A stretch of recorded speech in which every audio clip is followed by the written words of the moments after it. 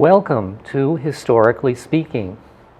The first of our two-part shows is going to feature Rutland's crown jewel, the Paramount. Our title for part one is From the Playhouse to the Paramount. People of Rutland, Greater Rutland, need no introduction to something that has been a vital part of our downtown for the past century plus. I'm indebted to a Historical Society quarterly that was published in 2014, which you can see here, which gave a history of the Paramount Theatre from 1914 to 2004. That was written by Paul J. Crossman Jr., and I defer to his great sense of detail in describing some of the logistics of the theater space and the chronology. What I would like to do in this presentation is highlight some of the aspects of those early years that were not covered in the quarterly. And one of the things that fascinates me is the backstory in the years before the Playhouse was built. We know that the original owner was George Chaffee. And throughout the year 1913, there was a buzz through the newspapers about how the former stable would be filled with a theater. But there's something that we probably don't know all of the history of. In an article from the Rutland Herald on the 26th of February 1913, it reads, "Theater deal fell through." The theater project, which George Chaffee was supposed to be considering to be carried out, it has been alleged that a modern playhouse was to be put up on the present site of the Morse Livery Stable. Well, there was at one time a possibility of such an undertaking. It has been abandoned for a variety of reasons, and recent rumors were based on a misunderstanding. So whatever happened in the early part of 1913 would be resolved by later in the year, because of course we know that the Paramount would be opened not the Paramount, but the Playhouse would be opened in January of 1914. And one of the things that I'm really tuned into as I did some additional research on all of this, a key figure in the development of the Playhouse at that time was its manager, Tom Boyle. And he lived in Rutland throughout his life. He lived at the Paramount. I'll say more about that. He lived at the Bardwell House. And one of the things that managers did is they would write the press releases. So what we see here in the right-hand side is an ad undoubtedly written by Boyle that said, "Get your seats this morning. The Chocolate Soldier opens the Playhouse on Thursday, January 15th. And it goes on in this press release to describe this musical comedy. And I think the title itself, The Chocolate Soldier, deserves a little bit of an explanation. The Chocolate Soldier is based on a German play, which is in turn based upon George Bernard Shaw's comedy, Arms and the Man. So the title refers to someone whose courage melts under fire.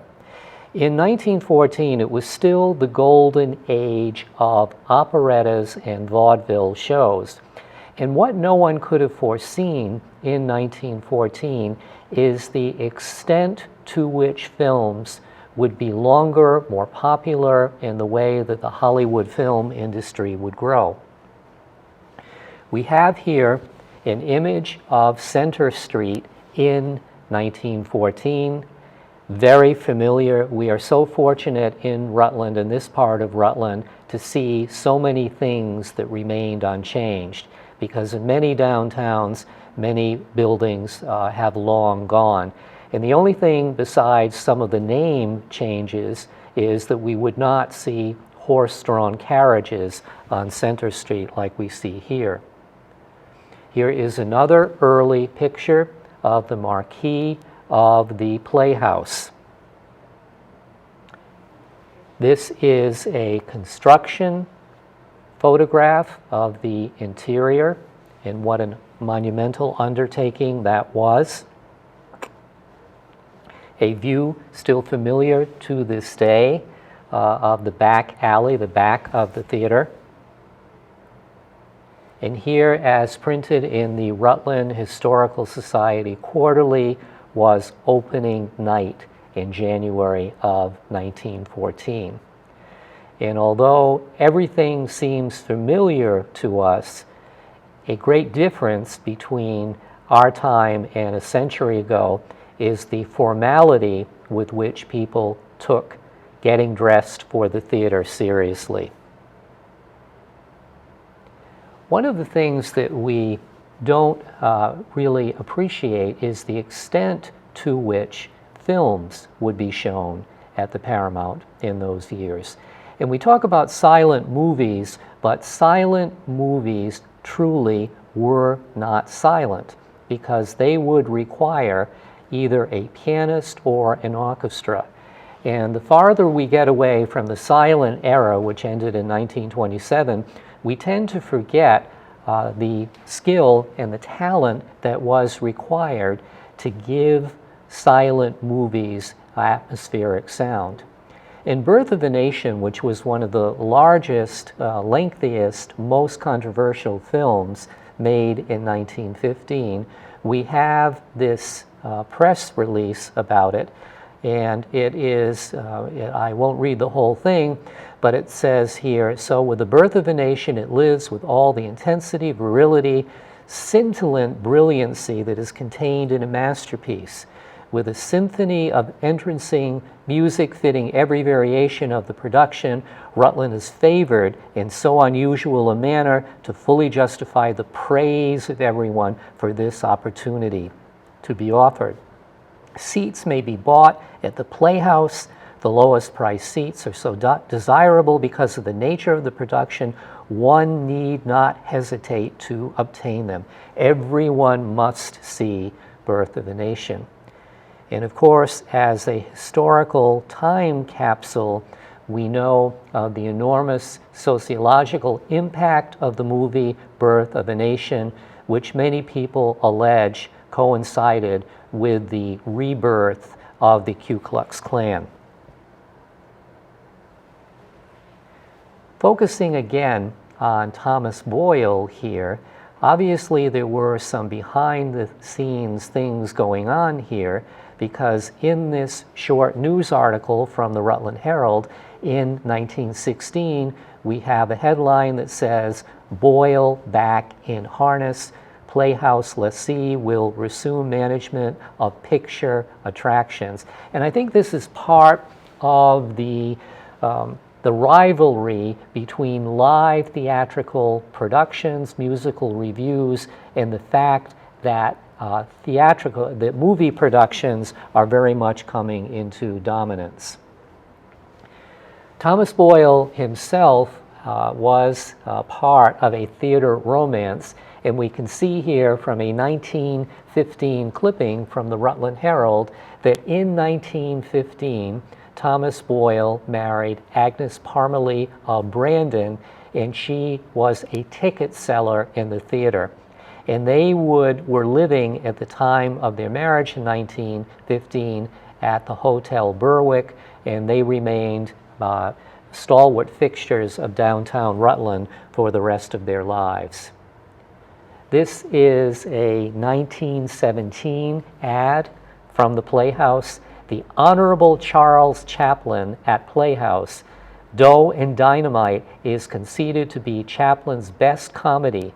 It is to be of 2 reel length, and roughly there are 600 laughs, 1,000 chuckles, and 250 smiles.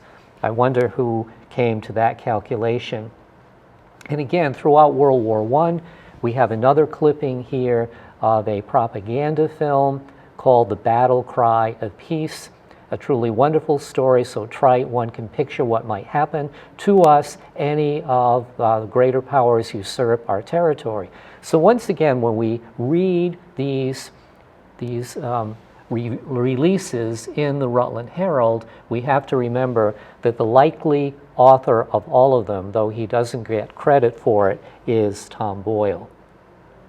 We know that film star Douglas Fairbanks played in a film, and this is a typical ad from 1917 of the various movies that played at the Playhouse. We can see what prices were at the time during the World War I era. So we have matinees for 25 and 50%, evening performances 25, 50, and 75 cents. And then we can see some of the long forgotten films and stars that would be featured at the Playhouse. And then as we go through the 1920s, things will start to change. In 1931 would be a truly revolutionary year because we cannot underestimate the significant change that Hollywood experienced after The Jazz Singer was released in 1927 when we have films having sound. And we have to remember that a playhouse like the Paramount was not fitted originally to have talking films or soundtracks.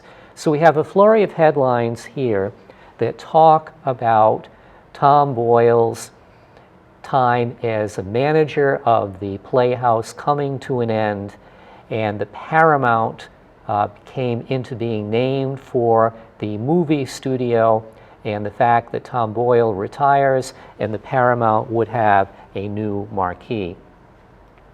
And again, lots of headlines in 1931 that Boyle turns over lease of house to Publix, will be named the Paramount, a new director, and this is one of the first refittings of the Playhouse to the Paramount and all that would be needed for the audiences to have good sound while they were watching the movies.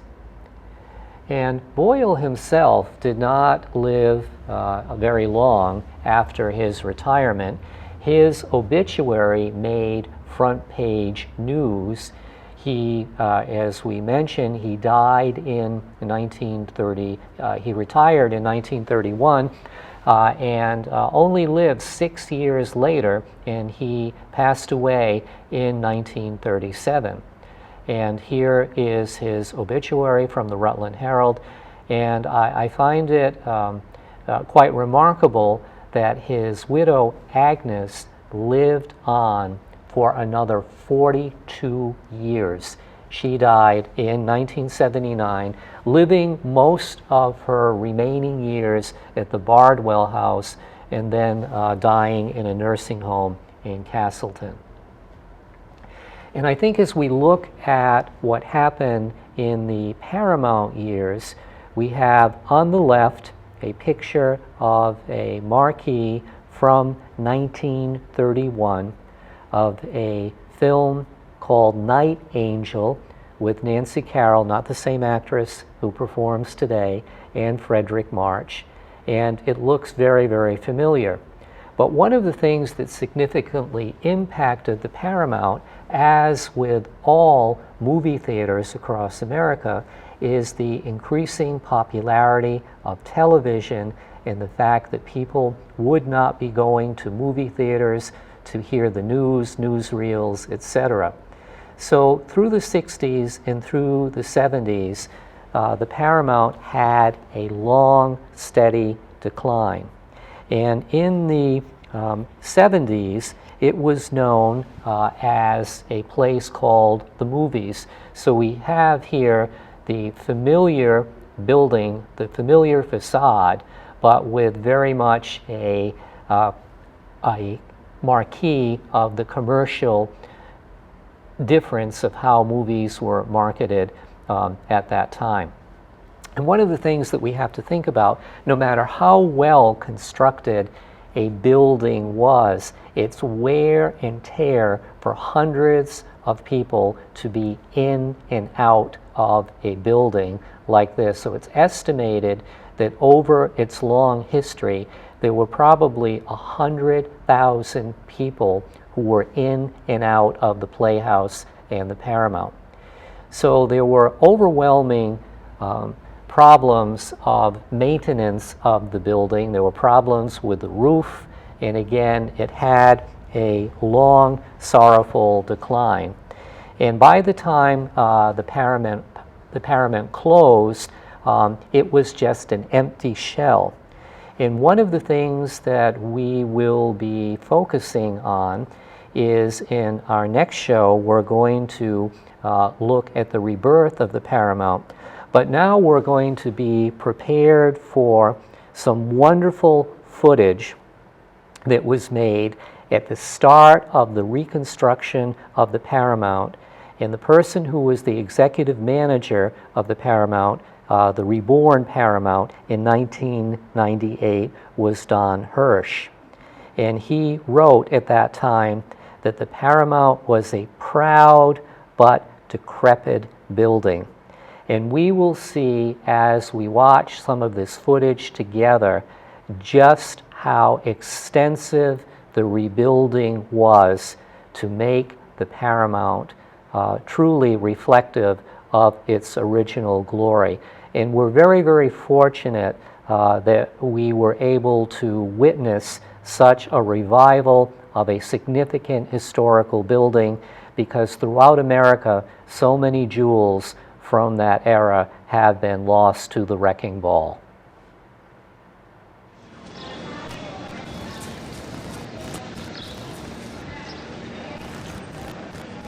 Here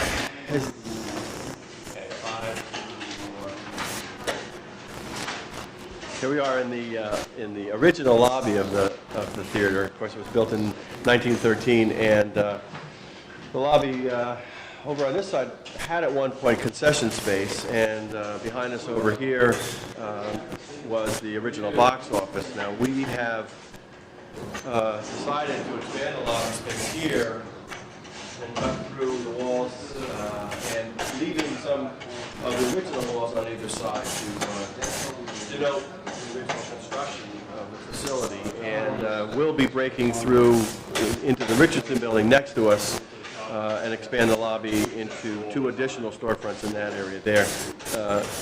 The Richardson building will house restrooms, box office, storage space. Above on the cove area, all the decorative plaster up there gets gold leafed with the little rosettes will all have been electrified and will once again accept light bulbs. All the plaster, as I said, will be gold leafed up there, and then the flat part of the ceiling is an antique ivory.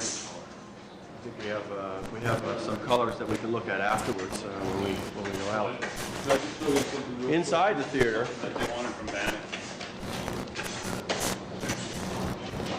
obviously a tremendous amount of scaffolding, and it's been set up this way since March or so, when we really started construction. And at this point, we are replastering the ceiling. So some of it had been water damaged, and some of it was just suffering from age. And so it was safer to take it down and then to put it up again. So we have Queen City plasterers out of the Burlington area have been replastering. They've finished with the main ceiling and are now working under the balcony area.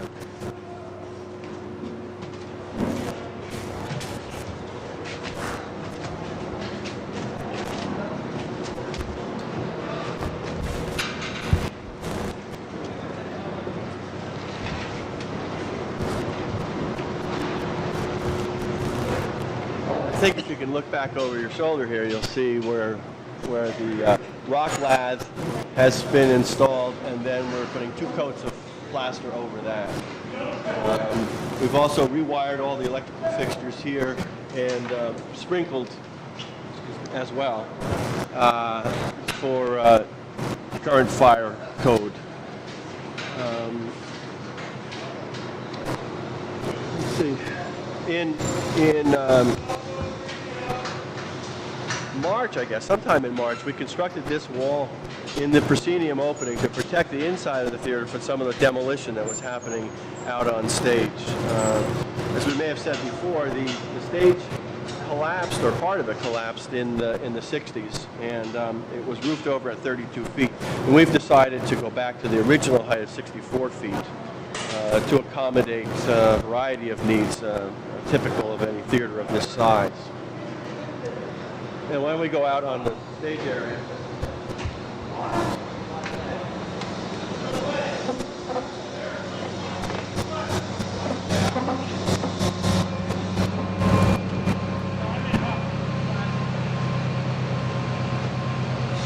Here we are on the original stage.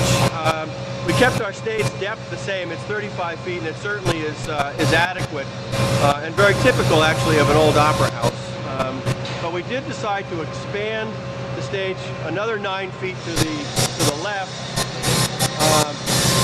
to give us a little more wing space and accommodate performers in their offstage areas a little bit better. And we really go out about 45 feet on our stage right here. Part of that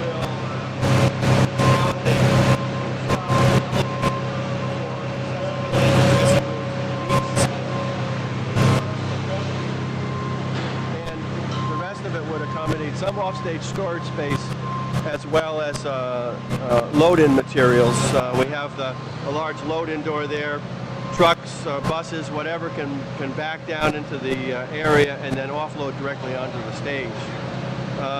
As you may have just seen, then we're up at our grid here, which is going to accommodate all of our fly equipment, allowing us to fly scenic elements, masking, and our lighting systems is at 52 feet. And then we have another 9 feet or so above that for equipment and that sort of thing. We had to replace some of the beams in the floor that were rotted out at one point. And that's been done very nicely. The stage floor will be sanded down, and then we're covering it over with a product that would allow us then, on those getting damaged, just to remove a 4x8 section of it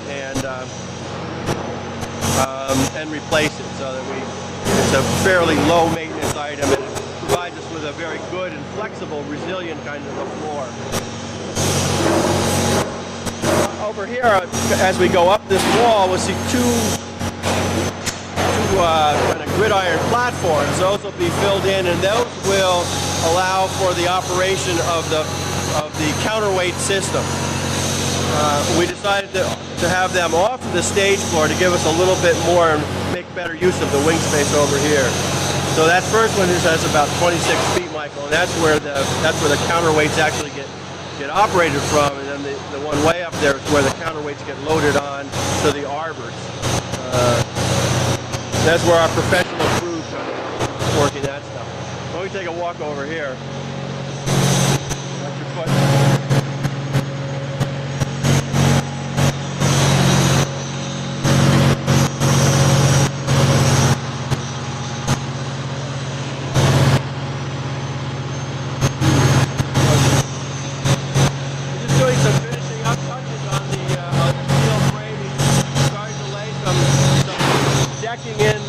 The corrugated decking, then concrete goes on that to provide the floors.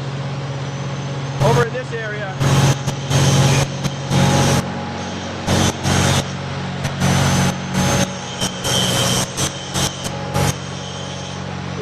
here will be a hallway and women's restroom on this level.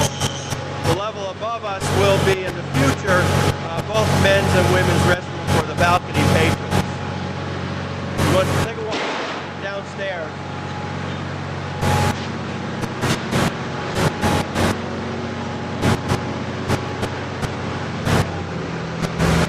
Watch your foot there.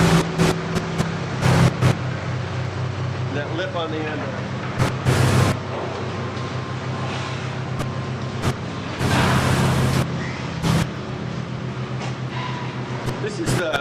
the base, the pit for the elevator then. And as I said before, it's a two-stop elevator. This area over here is some of our dressing rooms being framed in. And in the far corners over there are some of our mechanical. That's where our electric comes into the building. We have mechanical for the elevator, and then we have some storage space for theater supplies and lighting instrumentation and that sort of thing over there. Behind me here is below the stage level, and that will be two large core-style dressing rooms in that area there. They'll each about 26 by 26. We also have some sprinkler room in there, and there's some additional mechanical space in there as well. In this area,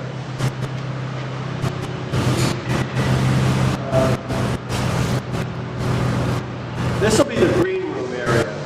We frame in a little bit behind us here on the steel structure, put a countertop in there. We have some plumbing in there for a small sink, and then some outlets for a microwave, coffee maker, and that sort of thing. And it's primarily an area where performers can rest prior to going on stage or during the show if they don't happen to be needed in the stage area. It's a very nice, large space, and it should be nice and comfortable for people. It stays nice and cool, as you can see. Beyond here, we cut through the foundation there, ramp up into those additional areas over there, and they provide us with some wardrobe space and additional dressing spaces for very large cast productions.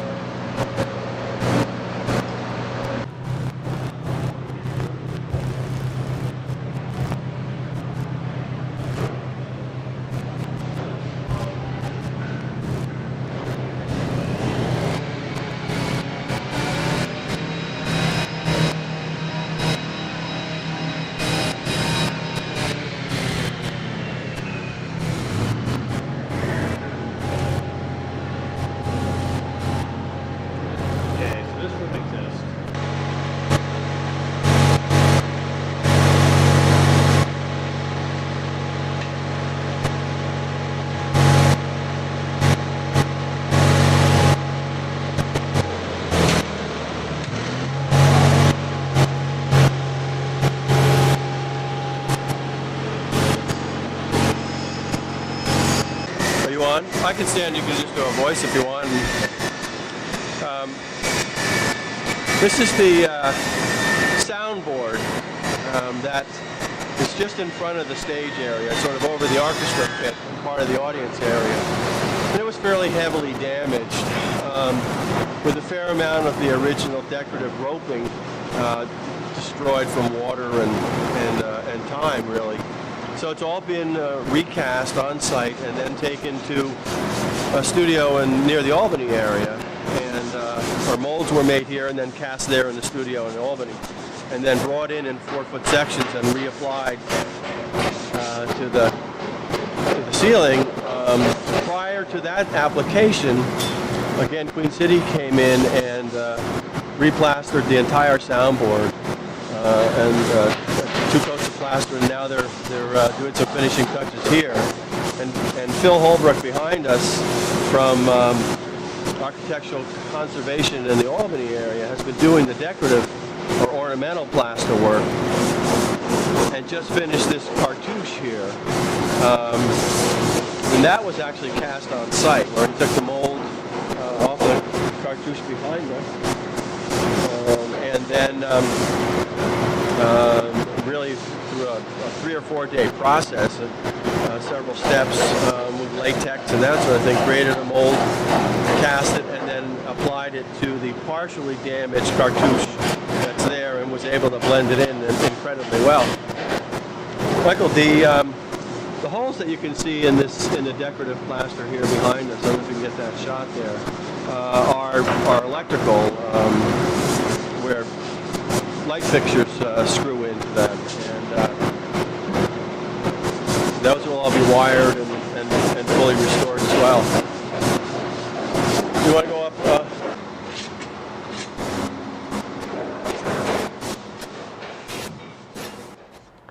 I hope you enjoyed watching that footage with Don Hirsch And as we prepare for our next show, we will be seeing the Paramount Today in places that the public do not get to see. And we will have here in the studio with us its present manager, Eric Millette, who will talk about the role of the Paramount Today. Thank you, and look forward to being with you next month for our next show.